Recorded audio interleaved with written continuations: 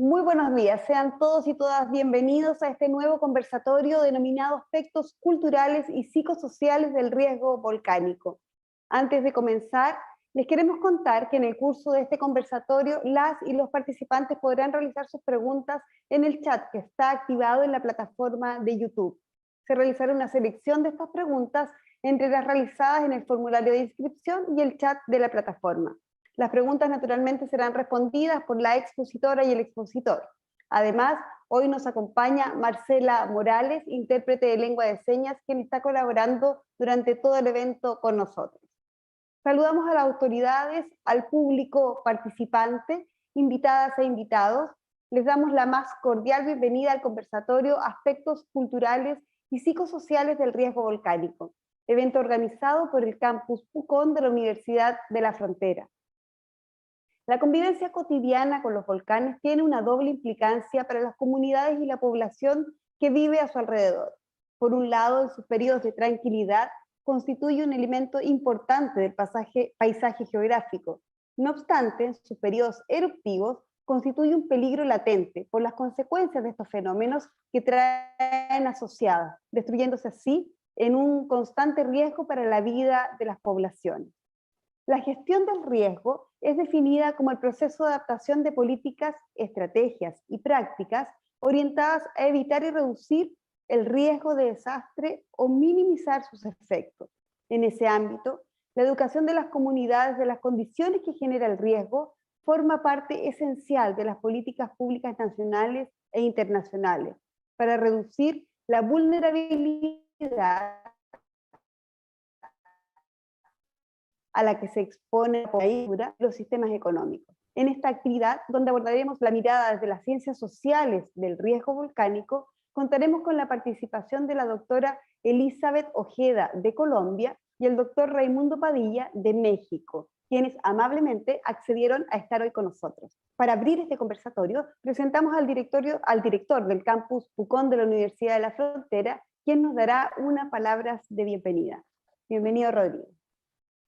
Muchísimas gracias, Natalia.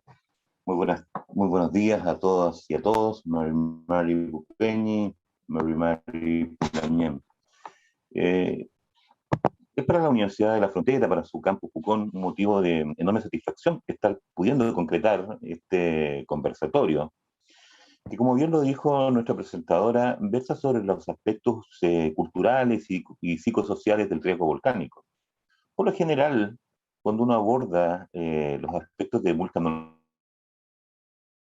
siempre tienen que ver con morfología, con la estructura de los volcanes, pero cuando nos preguntamos, a ver, pero ¿cuáles son los aspectos culturales?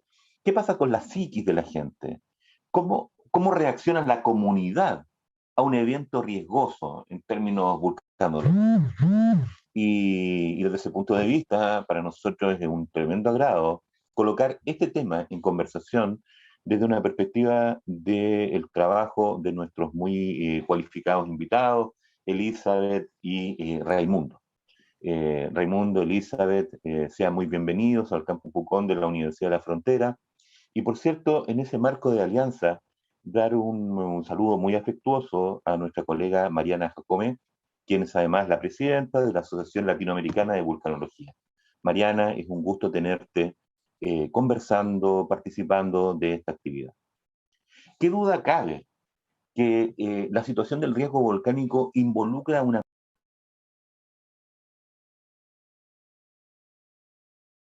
multivariedad de geográficos sin la dimensión de lo que significa lo psicosocial, lo conductual, lo cultural, no permite generar un análisis de completitud de un fenómeno que, como todos ustedes saben, como todas ustedes saben, es particularmente complejo. Amigas y amigos, en agosto recién pasado, el Estado de Chile generó la ley 21.364, que es la ley que crea el Sistema Nacional de Prevención y Respuesta ante Desastres. Sistema Nacional de Prevención y Respuesta ante Desastres, que en definitiva supera hasta el minuto lo que significaba la institucionalidad devenida de la Oficina Nacional de Emergencia. ¿Okay? En un país como el nuestro, 4.200 kilómetros de costa, buena parte de los volcanes más activos del mundo, ¿okay? En nuestra propia región de la Araucanía. Hay un conjunto de particularidades que no pueden dejar de ser abordadas, que no podemos eludirlas, porque tiene que ver con el compromiso de la academia para con los territorios, los espacios y las comunidades. Porque aquí no hablamos solamente de una comunidad, hablamos de diversas comunidades, y en ese marco es que es tan importante la mirada que se tenga sobre los aspectos culturales de la problemática. ¿Es posible generar estándares? Por cierto que sí, pero en algunos aspectos. Y aquí la palabra, Elizabeth, Raimundo, Mariana, que nosotros siempre sacamos a la palestra, es lo que tiene que ver con la pertinencia cultural. La necesidad de incorporar en lo que nosotros hemos denominado diálogos de saberes, no, la frase no es nuestra, digamos, proviene de otra, obviamente, referencia, pero establecer diálogos de saberes es lo que significa el vínculo del ser humano con el entorno, con el medio ambiente y en este caso con los volcanes. Amigos y amigas, Mariana, Elizabeth, Raimundo, los abrazo a la distancia, les entrego un caluroso saludo a nombre de nuestro rector, el doctor Eduardo Giebel Weiss, y de toda la comunidad del Campus Pucón. Sean ustedes muy bienvenidos, muy bienvenidas, que tengamos una buena actividad. Muchas gracias.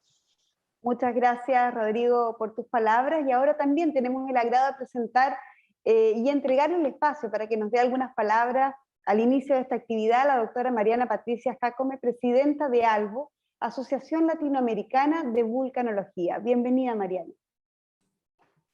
Muchas gracias, Natalia. Muchas gracias al colega Rodrigo por sus cálidas palabras. Desde la ALVO, la Asociación Latinoamericana de Vulcanología, nos complace muchísimo apoyar este conversatorio tan importante y tan necesario. Desde la creación de la ALVO en 2010, se ha querido impulsar y compartir un espacio de creación para unir los diversos aspectos de estudio alrededor de los volcanes y generar espacios multi y transdisciplinarios. Y este conversatorio nos parece, por supuesto, parte de ello muy importante. A la ALVO son todos y todas bienvenidas de unirse, de proponernos colaboraciones y proyectos desde cualquier rincón de Latinoamérica. Estaremos gustosos. Yo dejaré aquí toda la información a los colegas organizadores de esta sede en Pucón y estaremos gustosos de escucharlos, de oírlos, ¿no? En la ALVO, desde su creación se ha abarcado todas las disciplinas de estudio y nos hemos dado cuenta poco a poco y con muchas experiencias que no es solo necesario y suficiente el entender el mundo físico, sino también el mundo social, ¿no? Estamos convencidos de que la dimensión social en el riesgo es fundamental para mitigar y entender mejores formas de aproximarnos a tantas y tantas realidades, sobre todo en estos territorios latinos con tantos contrastes. Pero es interesante hacerlo notar, no solo en nuestros países tenemos evidencia de eso, ¿no? Actualmente tenemos una erupción con bastante importancia mundial en la isla de La Palma, y comienza, ¿no?, a ser evidente los testimonios, la identidad, el trauma, la culturalidad, aspectos psicosociales, de cómo toda esta comunidad ha sido desplazada y cómo le está impactando. Entonces, esa organización social, ¿no?, que tenemos como este grupo de personas que se establecen en cierto territorio, que comparten ciertos elementos, una forma similar quizá de ver el mundo, realmente es una organización social que hay que considerar y que tiene muchos aspectos de intangibilidad, ¿no?, que es intangible. Me viene a la mente una cita de un libro que me gusta mucho que se llama El Monte Análogo, de René Daumal, que nos dice que la puerta hacia lo invisible debe ser visible. Y para mí eso, en términos de la vulcanología, significa que en realidad es necesario que un volcán exista geográficamente hablando para que se nos abran todas las puertas de su invisibilidad. Y estas puertas nos han llevado a generar trayectorias, ideas muy propias, e incluso nos han llevado a entender otros lenguajes para comunicarnos. Me parece que en este conversatorio hoy escucharemos mucho de esto intangible, de esto invisible, y de estas ideas que nos dan marcos de trabajo más robustos y más inclusivos. Y quizás es lo que hoy tenemos todos aquí en común, los que estamos en esta sala y los que están en la virtualidad, en sus casas o oficinas, que reconocemos esta intangibilidad alrededor de los volcanes y la importancia de conocerla, divulgarla, estudiarla, ¿no? Apropiarnos de estos marcos. Entonces, sin más preámbulo, desde la ALBO quedamos realmente complacidos de estar aquí. Devuelvo la palabra a nuestra estimada Natalia para dar inicio a este importante diálogo y deseo que sea un espacio fructífero. Muchas gracias. Muchas gracias. Presentamos ahora entonces de manera formal al doctor Raimundo Padilla de la Universidad de Colima, México, licenciado en Letras y Periodismo, maestro en Historia y doctor en Antropología.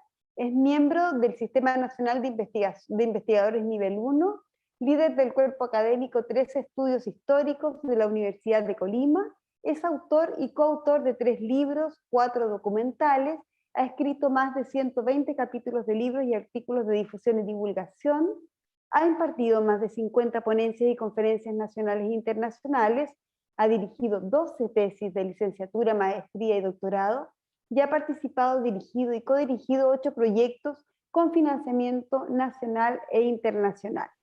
Profesor e investigador de tiempo completo en la licenciatura en Periodismo de la Facultad de Letras y Comunicación, y catedrático del doctorado de Ciencias Sociales y de la maestría en Arquitectura de la Universidad de Colima, además del doctorado en Gestión de Riesgos de Desastres de la Escuela Nacional de Protección Civil de Chiapas.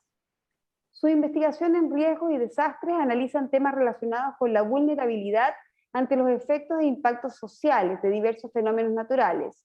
Investiga las prácticas y estrategias adaptativas y resilientes, el periodismo de riesgo, las representaciones históricas, el capital social, las respuestas sociales e institucionales al desastre y la transformación del modelo reactivo de la protección civil hacia lo preventivo de la gestión integral del riesgo.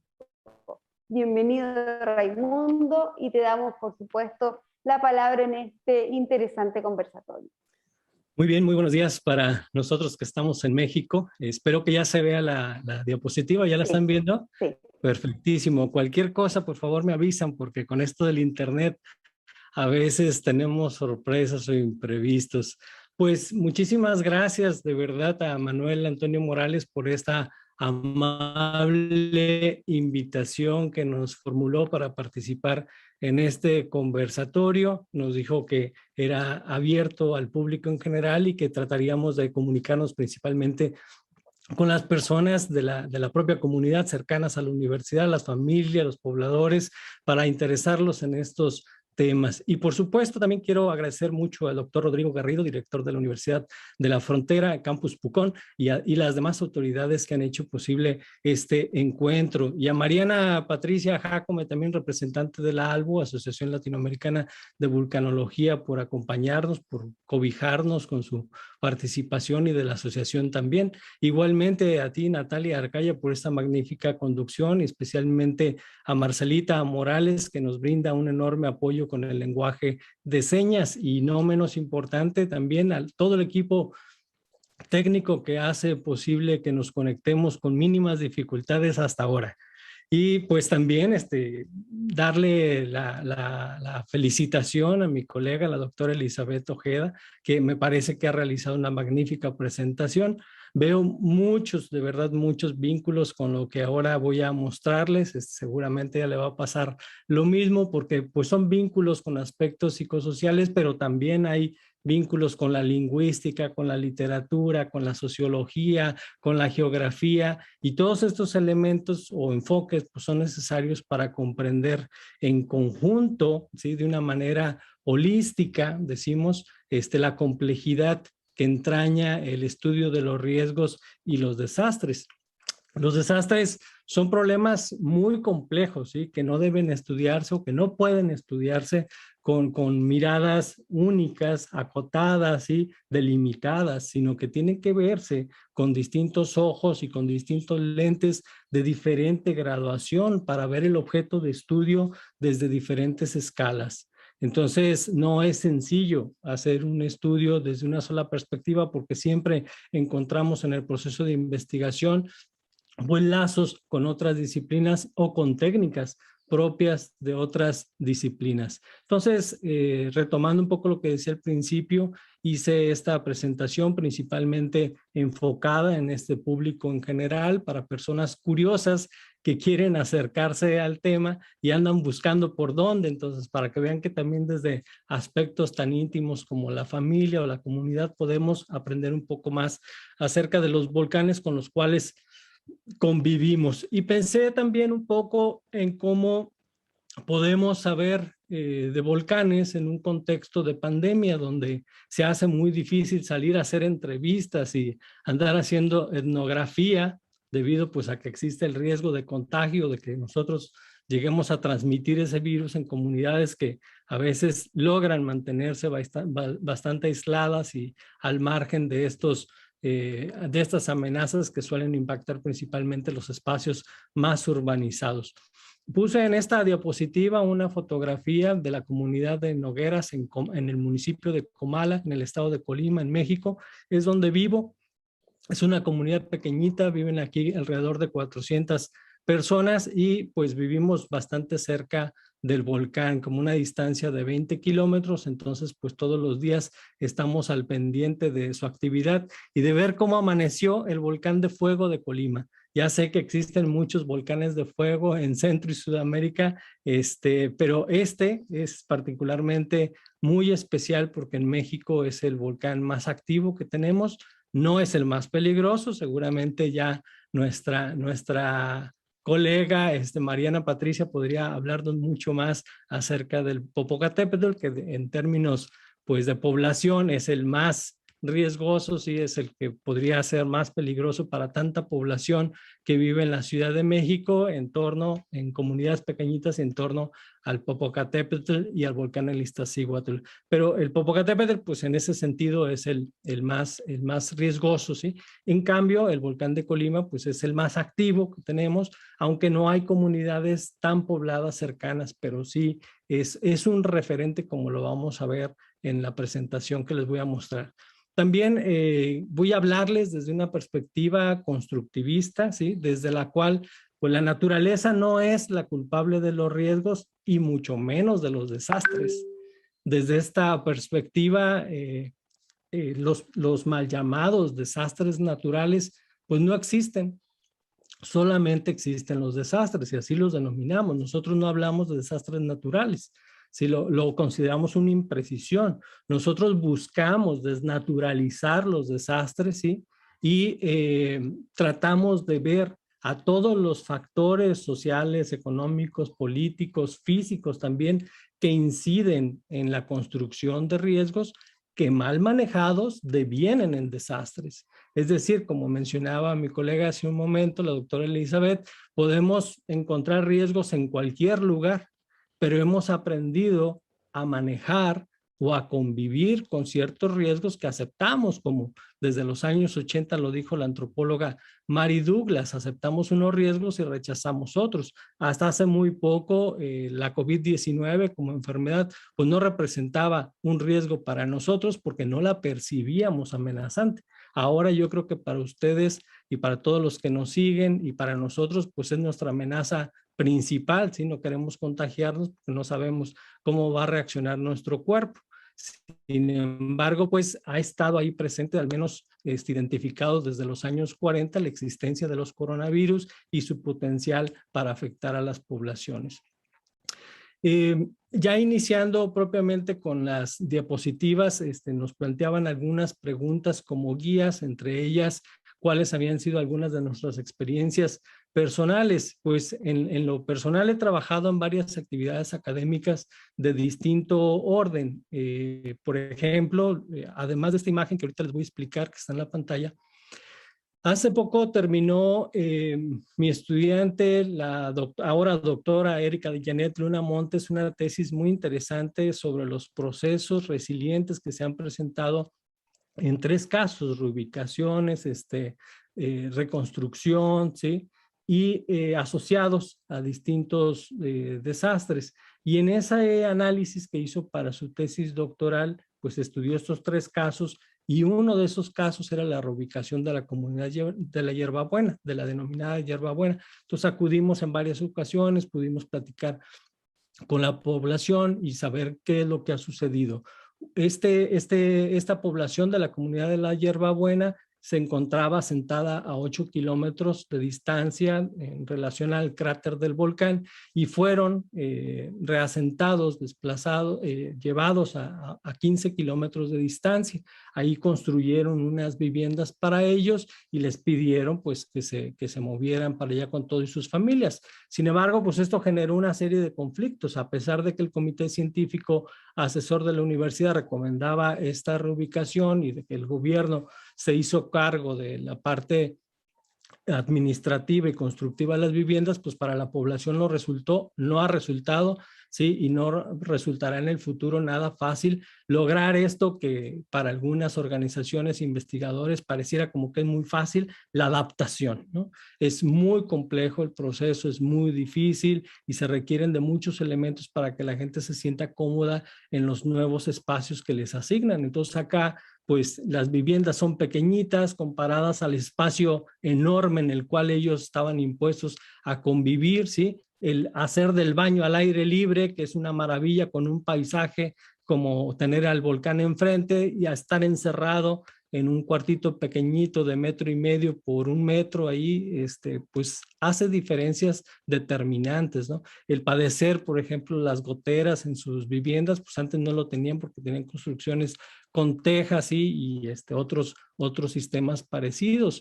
Entonces hay enormes cambios que hacen muy difícil este proceso de irse adaptando y al paso del tiempo podemos ver indicadores positivos y negativos para evaluar esos factores que inciden en la resiliencia y en la adaptabilidad como parte de un proceso. ¿Sí? Entonces un proceso de reubicación que inició en los 90s, pues ahora en el siglo XXI podemos analizar bastante bien cuáles son esos indicadores que pueden avisarnos si se está realizando de manera pertinente o es un fracaso la reubicación. También pues hemos hecho distintas visitas bastante frecuentes con un enfoque más periodístico y antropológico a un lugar que se llama La Becerrera, que actualmente se encuentra a 12 kilómetros del cráter del Volcán de Fuego de Colima. Y ahí hemos analizado las capacidades comunicativas de las autoridades para transmitir el riesgo de desastre en caso de una emergencia, ¿no? Entonces, hacemos observación, hacemos fotografía, levantamos entrevistas, imágenes, etcétera. Documentamos, por ejemplo, desde todo, ¿no? Pero hasta los carteles maltrechos, los carteles mal ubicados, te ponen en una curva un cartel para anunciarte el riesgo del volcán. Pues evidentemente nadie lo va a ver en una curva muy pronunciada, o se voltea o no percibe bien el cartel, ¿no?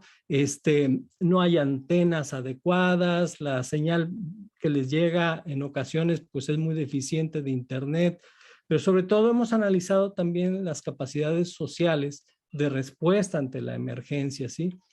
Por ejemplo, desde lo más básico, la existencia de walkie-talkies, de radios de frecuencia corta para en caso de una emergencia comunicarse, ¿no? Y entonces, pues ahí vemos que aunque en el discurso las autoridades muchas veces dicen que están muy bien preparados, muy bien capacitados, que les dan talleres frecuentes, pues cuando uno platica con los representantes de la comunidad se da uno cuenta de una versión totalmente diferente, ¿no? Que las autoridades van poco, que les llevan equipos pues inadecuados o deficientes. Por ejemplo, les habían dado 6 radios que cuando nosotros los checamos en internet, en uno de los portales más comerciales de venta, pues entre los 6 radios costaban 2,000 pesos. O sea, ni mis hijitas chiquitas tienen radios tan baratos, ¿no? Entonces, 4 de esos radios pues ya no servían, uno estaba teniendo fallas y el otro lo poseía el encargado de la comunidad o el responsable de la comunidad, pero pues no podía comunicarse con nadie más porque no servían los otros radios. Entonces, en el caso de una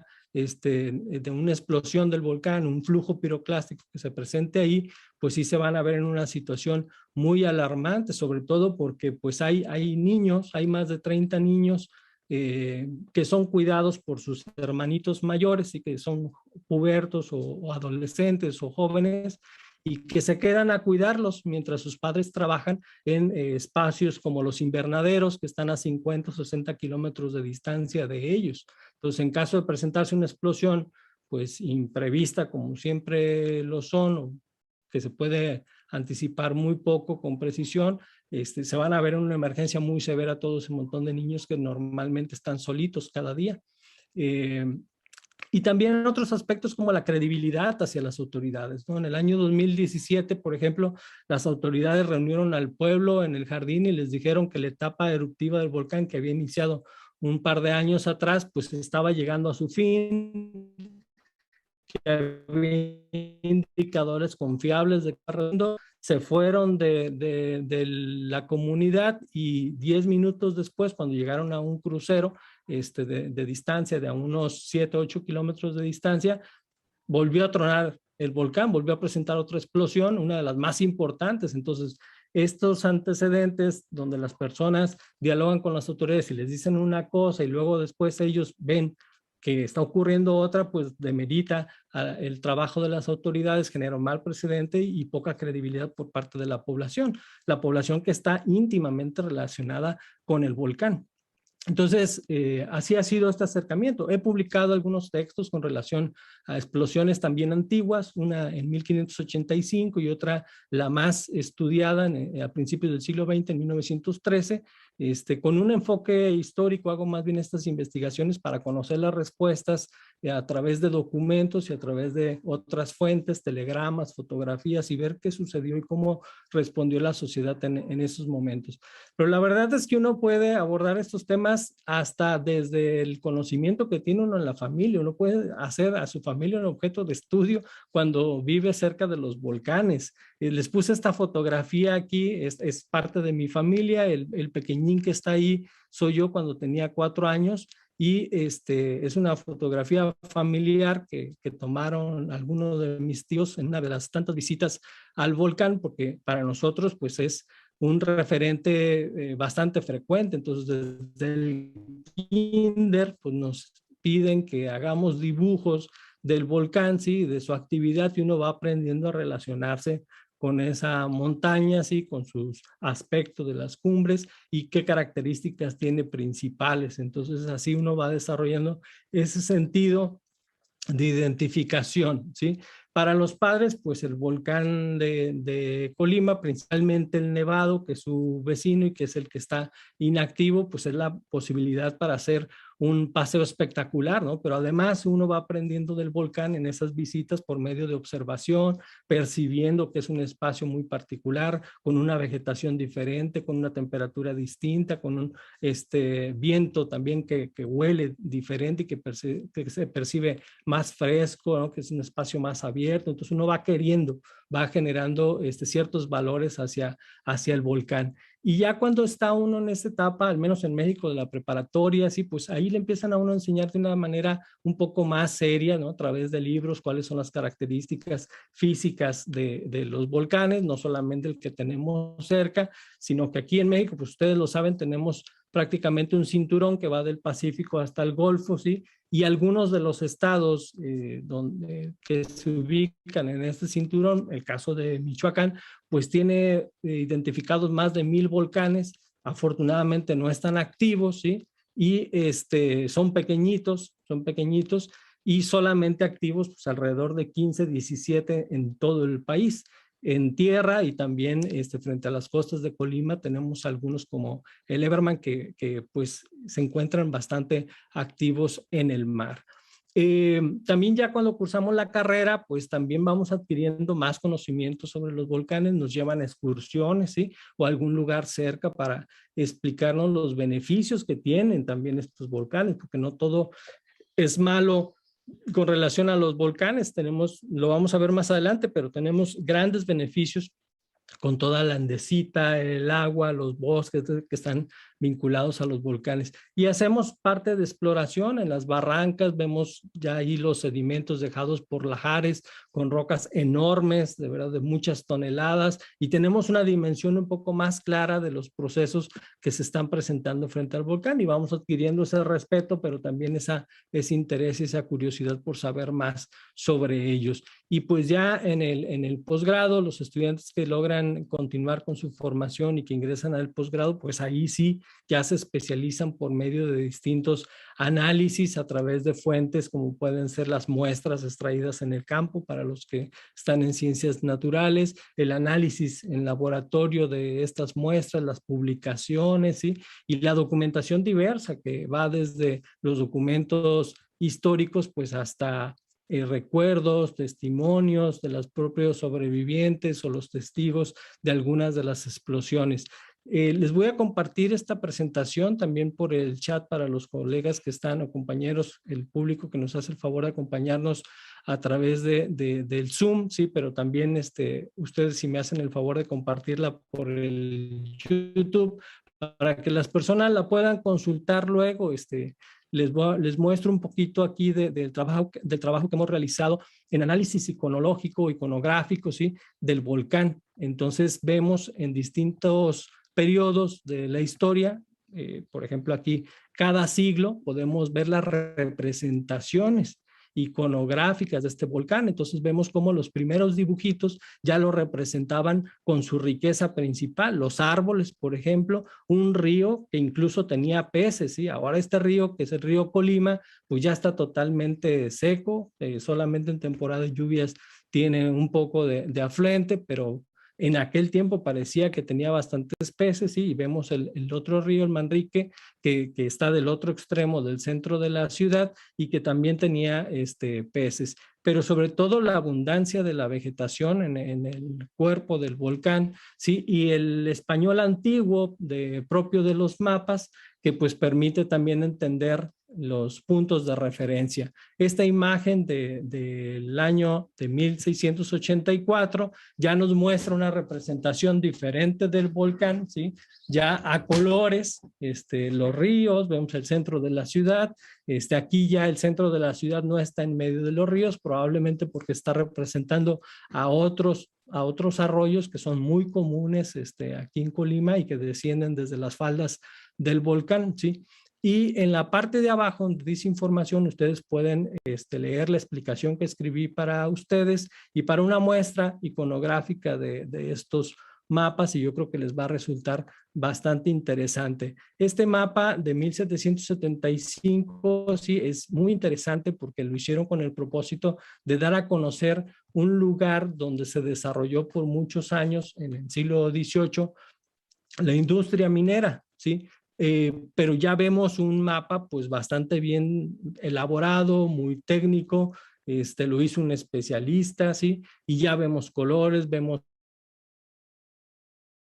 volcanes perfectamente bien representado, uno nevado, ¿sí? El volcán de nieve, le decimos nosotros, ¿sí? Y el volcán de fuego en plena actividad, porque en ese periodo, a fines del siglo XVIII, pues presentó actividad eruptiva, algunas explosiones muy, muy notables. En 1823 vemos otra representación del volcán, también indicado con color rojo sus escurrimientos que suele presentar con bastante frecuencia y que pues son un espectáculo. Afortunadamente para la población de Colima, el volcán de fuego de Colima pues ha sido principalmente eso, un espectáculo, porque casi toda la ceniza y la arena que emite se van hacia el estado vecino, a Jalisco, que está hacia el norte. Entonces, todos los días alrededor de las 4 o 5 de la tarde entran los vientos del Pacífico a nuestro país y empujan toda la ceniza y todo el humo y toda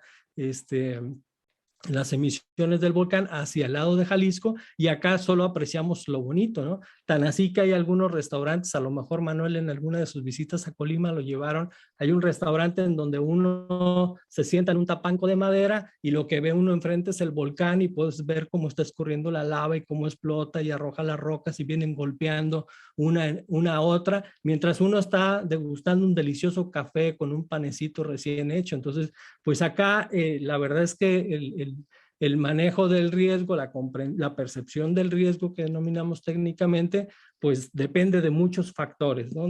Si estás acostumbrado o no. Hay personas que no soportan irse a sentar frente a un volcán con tanta actividad. Sí, entonces eso es mi experiencia particular con relación al volcán.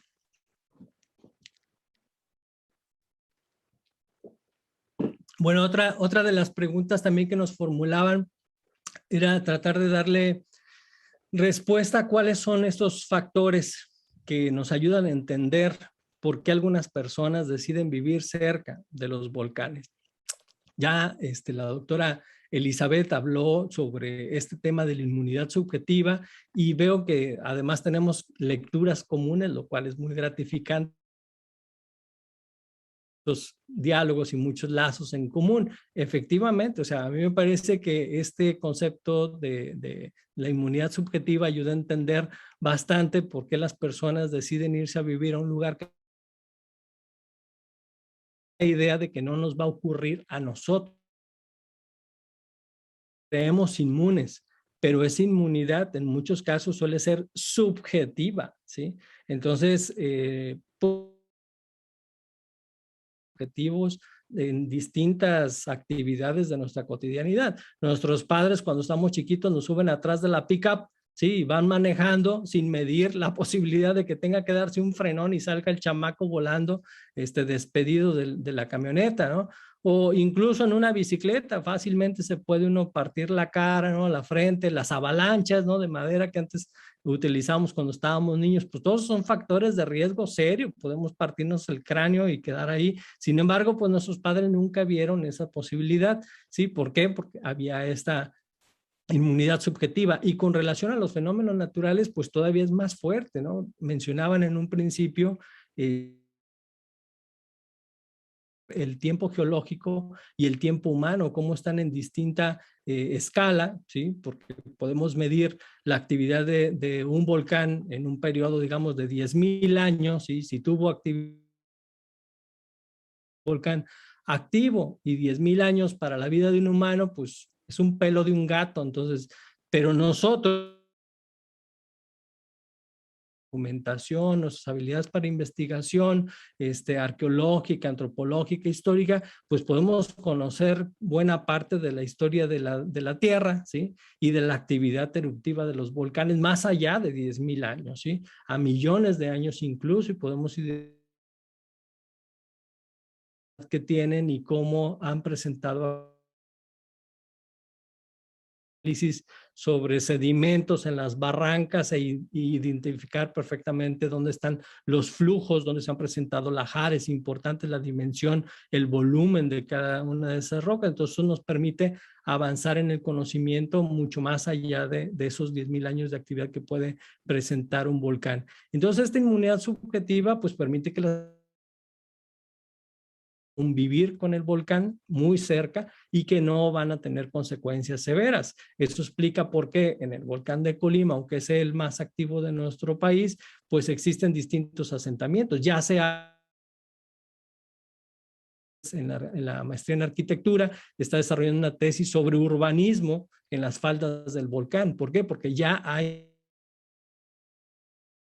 urbanizados en zonas muy cercanas al volcán. Estoy hablando de 10, 11 kilómetros de distancia en línea recta con el cráter. Entonces, pues las personas deciden invertir ahí porque también se sienten más seguros porque hay una carretera, tienen automóviles y piensan que pueden salir con bastante facilidad. Entonces, estas comodidades o estos transportes pues permiten que las personas desarrollen esa inmunidad subjetiva creyendo que pueden salvarse en el momento de cualquier emergencia. Pero un aspecto que también me parece bien importante, que ya mencionó brevemente la doctora Elizabeth, tiene que ver con la topofilia. Si no se conozcan el concepto, pero es un concepto que desarrolló Gifford en 1974, publicó su tesis y él analizó desde un enfoque de la geografía humana cuáles son esas actitudes, valores y la cosmología que están asociados a la naturaleza y a los paisajes. Entonces yo recuerdo uno de los testimoniales, una señora, doña Andrea Figueroa, aquí en Minatitlán, bastante, me decía, pues yo no me voy a ir de aquí, yo aquí nací, aquí crecí, aquí me voy a morir, a mí en ningún lugar me gusta más que aquí, mi Peñascal. Entonces, es un lugar que para otras personas pues no es bonito, sí, no nos puede parecer bonito porque es un peñascal, pero a ella le encanta y ahí nació, ahí creció y ahí hizo su vida y ese lugar le fascina y aunque le pudieras ofrecer una casa muy moderna en la ciudad, pues es un espacio en donde me sentiría a gusto. Entonces, esta topofilia ayuda a entender mucho los problemas también que se presentan con reubicaciones, ¿sí? En ocasiones hacen un reasentamiento de una colonia que fue afectada por un sismo, ¿sí?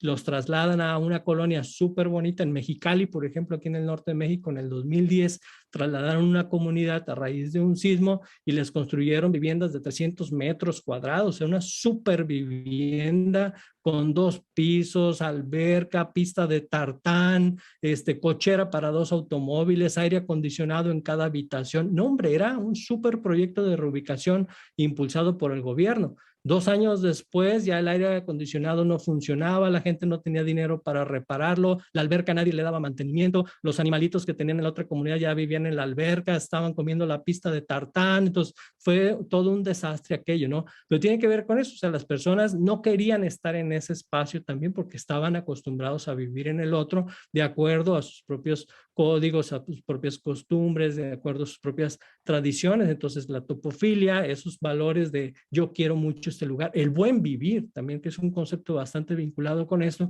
ayuda a entender por qué para algunas personas, aunque viven en un espacio con el suelo de tierra o de arena, pues viven comodísimos en comparación de nosotros que tenemos una perspectiva más urbana y que quisiéramos tenerlos a ellos viviendo en suelos de piso, ¿sí?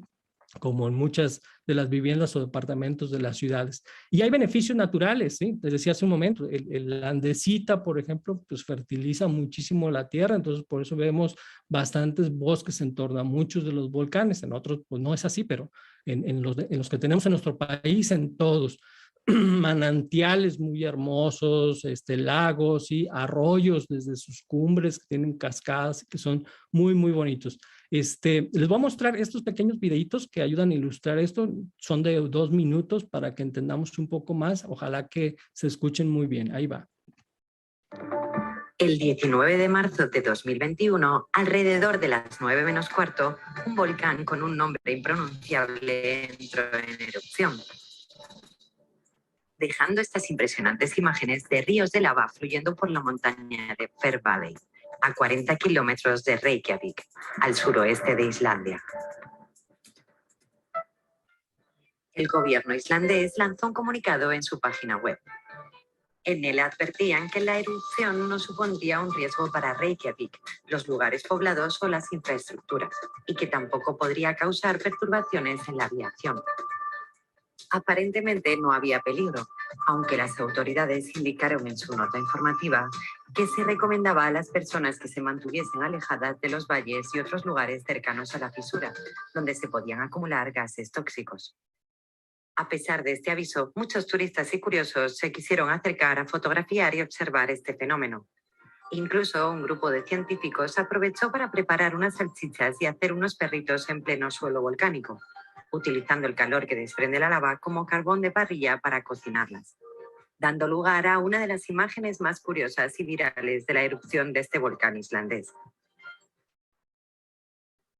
La fiebre por visitar el mini país ártico y sus escapes de lava solo va en aumento, y quién lo iba a decir, el turismo ya representa el tercer pilar de la economía de la isla por volumen de negocio. Pero, ¿por qué esta debilidad por el turismo de volcanes en Islandia? Entonces, pues son espacios muy atractivos para personas que gustan de las emociones muy fuertes, ¿sí? Otros somos más precavidos, pero pues para todo hay clientes.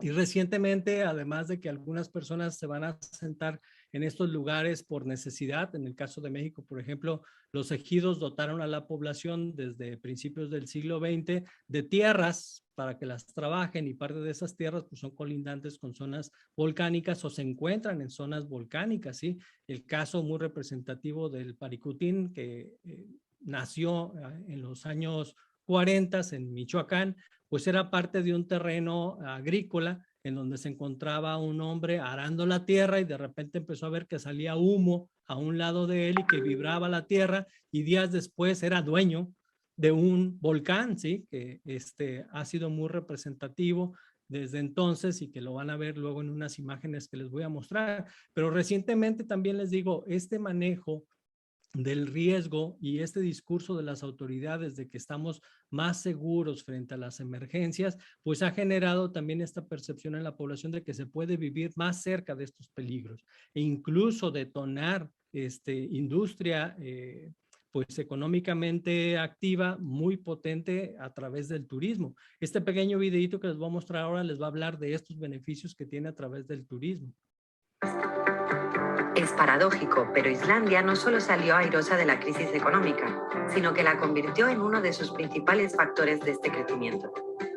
Y es que, entre 2007 y 2010, la consecuente depreciación de la moneda incrementó la competitividad en cuanto a precios turísticos, razón por la que muchos se animaron a viajar a este país. Un lugar con muchos atractivos turísticos, aguas termales, géiseres, cascadas de agua gigantescas, glaciares, auroras boreales y sobre todo volcanes, que son uno de los atractivos que más llama la atención a los turistas, aunque en alguna ocasión han causado también algún que otro imprevisto. Hablemos de la crisis del 2010. Este segundo bache lo podemos llamar la crisis del volcán con el nombre que tampoco nadie sabía pronunciar. En abril de este año, una nube de ceniza de la erupción del volcán puso en alerta a toda la población y obligó a cerrar el tráfico aéreo, quedando muchos turistas varados sin posibilidad de coger un vuelo. Islandia entonces salió en todos los medios.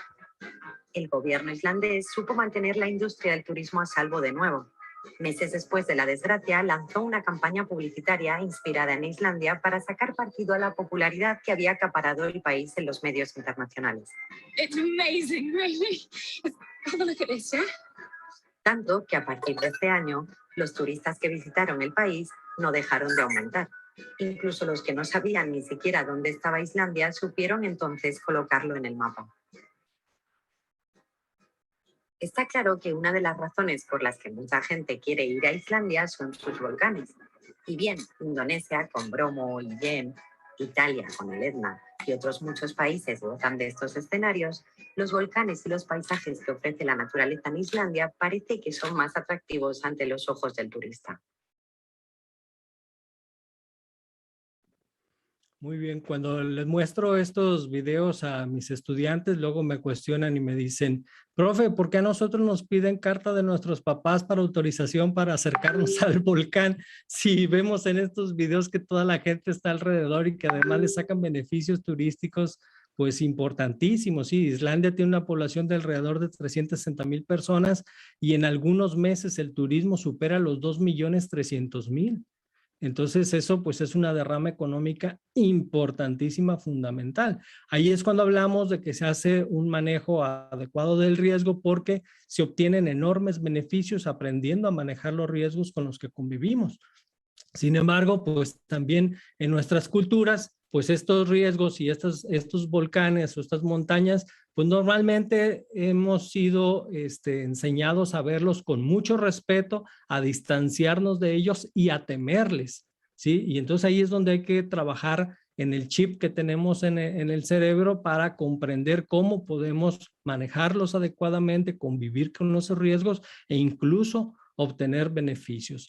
Y en eso inciden muchos factores o muchos aspectos culturales para ese manejo del riesgo, ¿sí? Además de los que ya mencionaba ahorita brevemente, pero las sociedades pues solo identifican las amenazas que perciben, lo mencionaba yo hace un ratito con relación al COVID, pues hasta ahora que la identificamos y que se ha mediatizado, se ha convertido en una amenaza, pero antes no lo fue y convivimos con muchos riesgos que no identificamos como riesgosos, ¿sí? Y por lo tanto no nos representan una amenaza y podemos estar con ellos por décadas o por muchos años más, ¿no? Con relación a los volcanes y los aspectos culturales y el riesgo, hay que entender también que en torno a los volcanes existe un lenguaje asociado a los volcanes, ¿sí? Particular, se les denomina de una manera, se les asigna un nombre, incluso se les asignan estados de ánimo también a los volcanes, ¿sí? Se convive con ellos. Aquí Pedro, don Pancho Arenas, por ejemplo, en la Ciudad de México, aquí el volcán de Colima también tiene un nombre particular que todavía no se han puesto de acuerdo las personas de las comunidades vecinas, pero o sea, se les familiariza a través de este lenguaje, ¿sí? Y su comportamiento también tiene palabras particulares para entenderlo, ¿no? Muchas de ellas que tienen que ver con esta antropomorfización que se hace de la montaña. Los volcanes configuran además la identidad social y la cosmovisión de muchos pueblos, ¿sí? Todo gira en torno al volcán. La gente de Puebla, por ejemplo, dice, ay, mi Popo, extraño al Popo. Los que viven en Estados Unidos, yo viví un tiempo, varios meses en Estados Unidos, y cuando platicaba con los poblanos, por ejemplo, decían, ay, es que yo extraño tanto ver al Popo y al Ista, ¿no? Es lo que más extraño de vivir allá. Decías, bueno, mira, cosas muy, muy curiosas, pero es parte de esa identidad, ¿sí? Nosotros crecemos también aquí junto al volcán, teniendo el volcán presente en todas nuestras actividades. Hay café con el nombre del volcán, hay panes con el nombre del volcán, hay poncho, bebidas alcohólicas con el nombre del volcán, tiendas que tienen el nombre del volcán, ropa con estilo del volcán, etcétera, todo, ¿no? Aparte ya está con el marketing vinculado. Los volcanes también son referentes geográficos o geosímbolos desde toda la historia, ¿no? En documentos antiguos hay evidencia de que algunos navegantes españoles identificaban al volcán a la distancia y decían, de donde se ve la montaña humeante, pues más arriba se encuentra Nayarit, o siguen esa ruta cercano vas a encontrar Baja California. Entonces, desde entonces son referentes geográficos y son geosímbolos también por esta representación que tiene la montaña para las poblaciones que se encuentran alrededor. Los volcanes también y su actividad físico-natural condicionan el comportamiento de muchas comunidades y sociedades, ¿sí? La agricultura, la ganadería, pues está condicionada de la actividad que presenta el volcán y de sus beneficios. Aquí, por ejemplo, en el volcán de Colima, no se ha documentado una sola muerte de un humano vinculado al volcán, pero sí muchas reses que han perecido en lahares o incluso quemadas por los flujos piroclásticos y se les queman las pezuñas y acaban muertas en este material. Entonces, pues están condicionadas las comunidades en muchas de sus actividades a la actividad del volcán. Los volcanes también contribuyen en las costumbres alimenticias locales, ¿sí? Hasta tenemos unos como tortilla, que le llamamos volcancitos por la cantidad de carne que trae encima y chilito con jitomate y cebollita que son muy ricos, ¿no? Y aquí son conocidos como los volcanes, entonces hasta en eso está vinculado. Hay muchos artesanos que trabajan la piedra volcánica porque es suave, sí, pero también es muy resistente y hacen montonal de artesanías. Entonces también hay actividades económicas que son bastante rentables. Los volcanes nutren las percepciones del entorno de los individuos, ya lo comentamos, ¿sí? En todo momento está presente la actividad del volcán. Escuchamos que un tronido muy fuerte, inmediatamente salimos a ver qué fue, si se trató del volcán o de algún otro fenómeno. Cuando tiembla, de manera equívoca, aquí existe este mito de que tiembla e inmediatamente asocian la actividad sísmica con el volcán, aunque no tiene nada que ver, es más bien por las placas tectónicas, pero pues tradicionalmente se ha entendido que la actividad principal es el volcán y es el que produce los temblores, y así lo entiende la gente. Y por mucho que los investigadores nos esforcemos en publicar papers, en darles talleres, conferencias, la verdad es que el conocimiento popular siempre se va a imponer al conocimiento del científico. La gente cree lo que quiere creer por más evidencias que nosotros le presentemos. Entonces, no es un trabajo sencillo, no es como vacunarlos y que al día siguiente ya tengan anticuerpos para ese tipo de creencias. Hay que trabajar muchísimo con las personas, no nomás darles un taller al año de capacitación, sino hay que trabajar de manera constante con la población, mostrarle muchas evidencias, darle bastante información para que entonces empiece a cambiar gradualmente su comprensión de lo que está sucediendo en el entorno y de cuáles son los riesgos a los que están expuestos. Los volcanes, ya lo mencionó brevemente también la doctora Elizabeth, son parte de esa memoria social y de la memoria colectiva. De la memoria social, uno de los ejemplos más comunes, más evidentes, pues son los desastres. Afectan de manera determinante a todas las poblaciones. En Chiloé, por ejemplo, en la década de los 60 se presentó una actividad volcánica y esta estuvo asociada a un importante lahar que acabó con prácticamente toda una población de taladores que se encontraban asentados allá, de tal manera que una pareja que vivía en una casita un poquito distante, pero en las faldas de la montaña, durante la madrugada, pues a oscuras y sin luz eléctrica en esos años, escuchó un ruido muy fuerte, pero ellos se refugiaron en la cama y en la sábana, y al siguiente día, cuando fueron a ver qué había pasado, descubrieron que la comunidad había desaparecido totalmente con todo el arbolado que fue arrasado por el tsunami. Entonces, eso evidentemente transformó la historia social que se estaba realizando ahí. Entonces, estos fenómenos asociados a la actividad volcánica pues tienen esta capacidad de determinar y de involucrarse en la historia social, de alterarla y de condicionarla, sobre todo cuando se presentan desastres que pueden no dejar rastro de algunas comunidades. Y de la memoria colectiva, porque siempre está vinculado. Por ejemplo, en el caso de las reubicaciones, pues no puedes explicarle a tu hijo de otra manera porque estás viviendo en un nuevo espacio, ¿sí? Sin aludir a la actividad del volcán y sin que el chamaco pues desarrolle algún tipo de conocimiento sobre las características del volcán. Y los volcanes pues también alimentan estos imaginarios, mitos y arquetipos, como bien lo mencionaba la doctora Elizabeth, pues en torno a los volcanes pues hay una enorme cantidad de imaginarios, de mitos, de arquetipos, y de que hay cuevas, de que de ahí salen seres, de que ahí viven seres paranormales o dioses y que se enojan, etcétera. Por cierto, les voy a mostrar un caso muy particular que ocurre en México, en un estado muy grande en el sureste de México, que se llama Chiapas, ¿sí? Y en 1982 se presentó una erupción muy, muy importante, que es la que ha causado más muertes en nuestro país, ¿sí? La mitología dice que una vez salió Pihuahue del volcán, es una diosa, para buscar un esposo, pero fue rechazada por Tunzawi, porque ella es muy fea, vieja y tiene la vagina dentada, o sea, tiene dientes en la vagina. Entonces ella se regresó al volcán y causó la primera erupción por ese rechazo, ¿sí? Amoroso.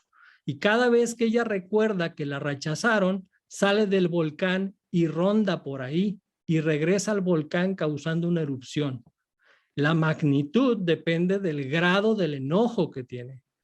Un caso particular, 3 meses antes de la erupción de 1982, los indígenas tzotziles comenzaron a decir que Pihuahue estaba caminando arriba y abajo del volcán e invitaban a las personas a cooperar con la boda de su hija, una fiesta de la muerte que es muy conocida entre los zoques. En efecto, dice, en las semanas, pequeños sismos, ruidos y fumarolas crecieron progresivamente fuertes y más frecuentes. Los zoques sabían que qué estaba pasando. Las autoridades locales y federales ignoraron las alertas de los zoques sobre la presencia de Pihuahue y la consideraron un mito absurdo. Entonces las autoridades fueron sorprendidas y actuaron de manera improvisada, contradictoria y caótica, con lo cual exacerbaron la situación crítica. La erupción lamentablemente mató a 2,000 personas y afectó a 3,500 familias. Muchos fueron reubicados, otros perdieron sus tierras de cultivo. Entonces está ampliamente documentado todo esto. Hay un libro hermosísimo del doctor Félix Weiss Jorge que se llama Cuando ardió el cielo y se cayó la tierra, que ojalá lo lean, es maravilloso con relación a los zoques y este tipo de percepciones y manifestaciones culturales en torno al volcán, y también algunos trabajos de la doctora Virginia García Acosta, que ha documentado este tipo de prácticas populares con relación a los volcanes. También pues hay influencia de factores culturales en la respuesta ante el riesgo, o sea, cómo las personas desarrollan una cultura particular influye mucho en el tipo de respuestas que van a presentar. El manejo del riesgo frente a un volcán requiere de un enfoque multidisciplinario, ¿sí? Que participen tanto geólogos, antropólogos y comunicadores, entre muchas otras disciplinas, ¿sí? Los antropólogos que se vinculen con la comunidad y que conozcan cuál es su cultura, cuáles son sus vínculos, cuáles son los valores que están asociados. Los comunicadores, por ejemplo, que transmitan mensajes adecuados y precisos a la población, que le hagan entender que también existe un amplio espectro de incertidumbre con relación a la actividad eruptiva. La gente muchas veces demanda precisión sobre el información y todo lo que se tiene a partir de instrumentos. Y esos instrumentos pues no siempre se tienen de la mejor calidad y no aportan todos los datos que uno quisiera para predecir o anticipar la actividad eruptiva que se va a presentar. El caso que les comenté hace un momento, el 2017, es evidencia de ello. Para los científicos estaba claro que había un descenso en la actividad eruptiva. Una vez que fueron a hablar con la población, 10 minutos después se produce una explosión. Entonces, para la gente esta era evidencia de que los científicos no saben nada, ¿sí? Y de manera determinante los consideran así. Cuando van a hablar con ellos otra vez, los rechazan o los ignoran. Pero entre los factores culturales que me parece muy importante destacar, uno de ellos es conocer la historia eruptiva del volcán a través de disciplinas pues, naturales y exactas, ciencias exactas, pero sobre todo también desde otro enfoque más humanístico de las ciencias sociales, la historia de desastres y de los impactos. O sea, impactos que no necesariamente han sido desastrosos, pero cómo ha impactado la actividad volcánica en el entorno. Por ejemplo, cómo ha afectado la cantidad de los bosques y todos sus bosques pues brindan cierto beneficio económico para las comunidades vecinas, cómo han cambiado el cauce de los arroyos o de los ríos, la actividad eruptiva, y eso determina la existencia o no de varias comunidades. Entonces es importante entender esa historia de desastres y también de impactos, sobre todo la que está asociada a los desastres. En ocasiones no se trata de una explosión del volcán, puede ser el deslizamiento de hielo. Por ejemplo, en Yungay en 1970, el doctor Anthony Oliver Smith documentó perfectamente lo que sucedió ahí cuando se presentó un deslizamiento de una gran cantidad de nieve sobre un lago, y esto produjo un lahar que destruyó pues el 85% de las viviendas, ¿sí? Y hubo una comunidad, por ejemplo, de Yungay, donde murieron 95% de sus pobladores. Entonces ese 5% tuvo que reconstruir su vida, ¿sí? No perder la identidad, lidiar con los proyectos de reubicación, esgrimir sus propios argumentos para quedarse ahí, ¿sí? Y desarrollar el yungainismo, ¿sí? O esa identidad particular que tienen y evitar que se perdieran al integrarlos a las ciudades, como era una de las pretensiones del gobierno.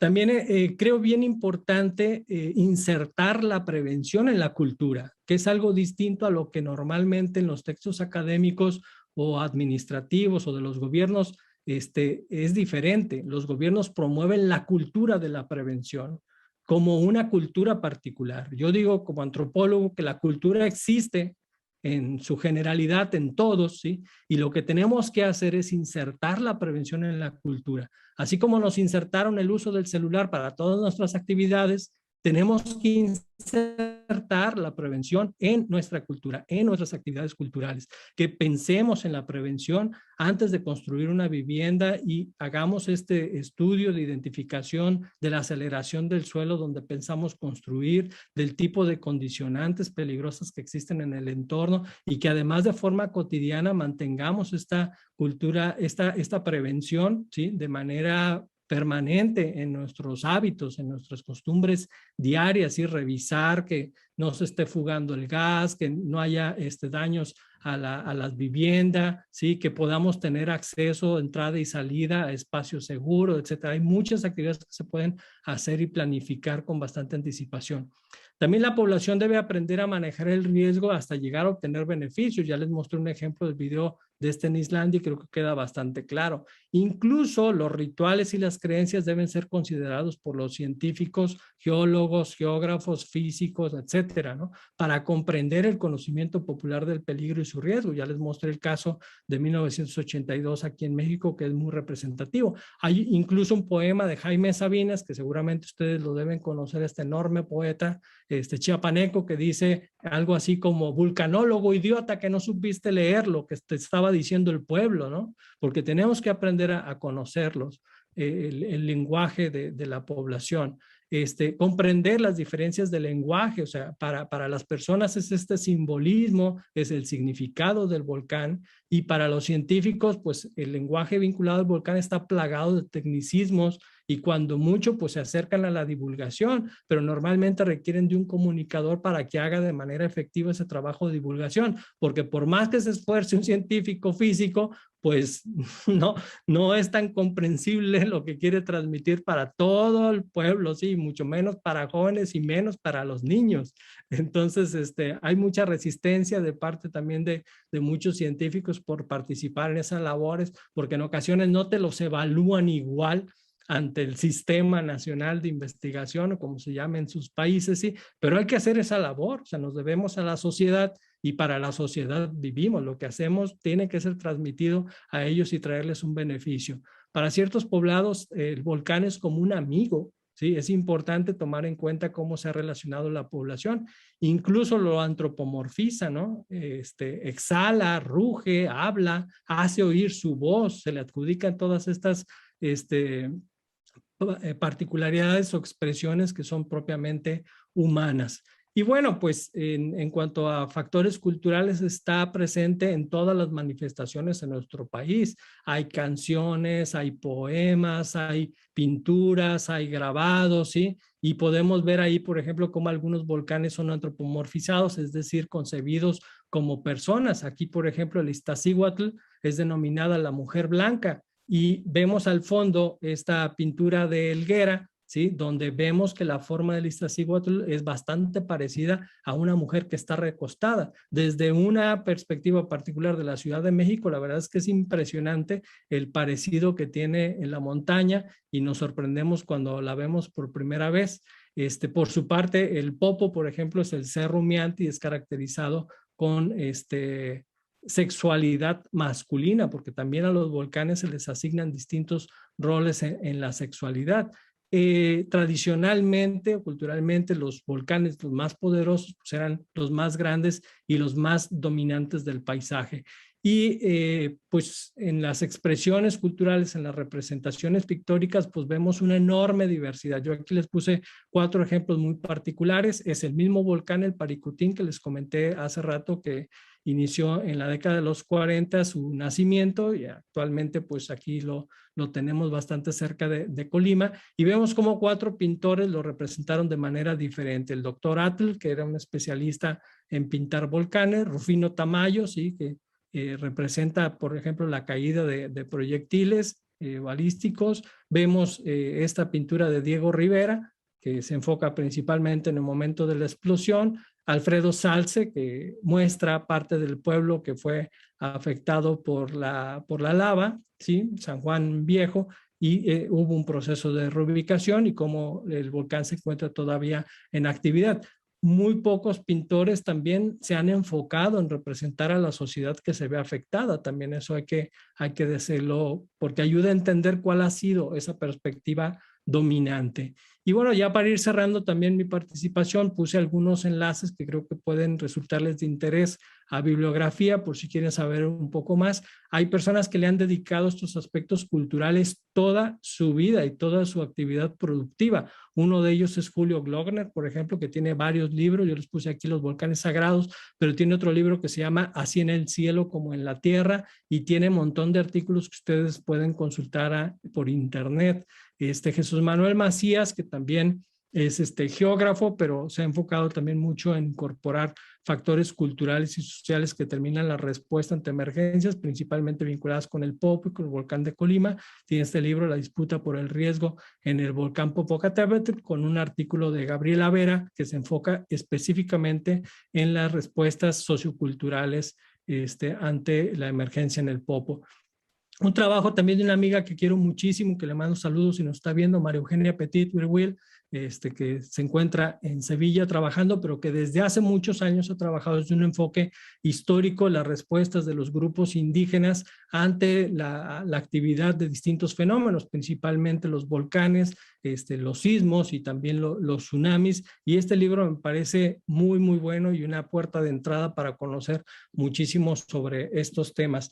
Y en el sur del continente, Margarita Gascón también tiene este libro que se llama Percepción del desastre natural, y dedica un capítulo para comprender qué es lo que ocurre en el sur del continente con relación a algunos de los volcanes más famosos, sus etapas eruptivas. Este libro también de Alberola, que es un entrañable amigo con el que tenemos ahorita un proyecto para analizar los efectos de la pequeña edad de hielo en ambos lados del Atlántico, y ya estamos terminando este proyecto de varios años que duró. Y aunque se llama Los cambios climáticos de la pequeña edad de hielo en España, sí, en realidad aborda también al interior el caso del volcán Laki, que en el siglo XVIII pues afectó al globo, ¿sí? Y vemos sus representaciones, como lo mencionaba hace un rato, en las pinturas, por ejemplo, en Goya, ¿sí? Si uno va al Museo del Prado, ahí puede uno constatar los cambios de coloración en las pinturas debido a que los atardeceres tenían un color anaranjado particular debido a esta actividad, a la emisión de material por el volcán Laki. Entonces es parte de los temas que aborda y nos muestra cómo esta erupción causó bastantes afectaciones sociales en distintos lugares del planeta. Y un libro que también me parece muy importante de Craig Pankow, que se llama Culturas de Desastre. Él analiza cómo los filipinos han desarrollado pues rasgos culturalmente particulares, ¿sí? Con relación a los desastres asociados a tsunamis, a sismos y también a la actividad eruptiva de los volcanes. Por mencionarles algo muy particular, he notado que hay bastantes similitudes entre los filipinos y los mexicanos. Para empezar, los filipinos pues vivieron en nuestro país desde el siglo XVI, siglo XVII, asentados en la franja del Pacífico mexicano. Pero además de eso, pues en la actualidad nosotros desarrollamos un humor que suele ser un humor bastante negro cuando ocurre una tragedia. Entonces es común entre los mexicanos y los filipinos hacer chistes que son de mal gusto para muchas personas, pero que ayudan a paliar el efecto dramático que produce el daño o el desastre, ¿sí? Entonces, a falta de psicólogos suficientes para atender a todos los afectados, pues desarrollar un chiste sobre una tragedia ayuda a mitigar o a atenuar el impacto dramático que está teniendo. A lo mejor es un producto del estrés, a lo mejor la doctora Elizabeth nos puede comentar un poquito más de eso, pero me pareció muy curioso esta similitud, como para ellos hay esta respuesta cultural a través de chistes frente al escenario trágico. Y en todas las latitudes encontramos bibliografía sobre estos temas. Este libro también nos trata sobre las particularidades de la cultura maorí y cómo fueron vinculándose con la madre tierra, con la naturaleza y con sus manifestaciones más extremas en el entorno, principalmente los volcanes. Bueno, otro ejemplo también de estas manifestaciones culturales, un fragmento de un poema de Gabriela Mistral, que dice: el Iztaccíhuatl mi mañana vierte, se alza mi casa bajo su mirada, aquí a sus pies me reclinó la suerte, y en su luz hablo como alucinada, te doy mi amor, montaña mexicana. Pueden consultarlo en internet y leerlo completo, es un poema bellísimo, de verdad, en alusión a uno de estos volcanes muy importantes en nuestro país. Y muchísimas gracias por su atención. Quedo atento a cualquier duda o comentario que tengan. Muchas gracias, Raimundo, por esta interesante presentación y por supuesto que las preguntas ya han estado llegando a nuestras plataformas de YouTube y hemos seleccionado algunas para que ustedes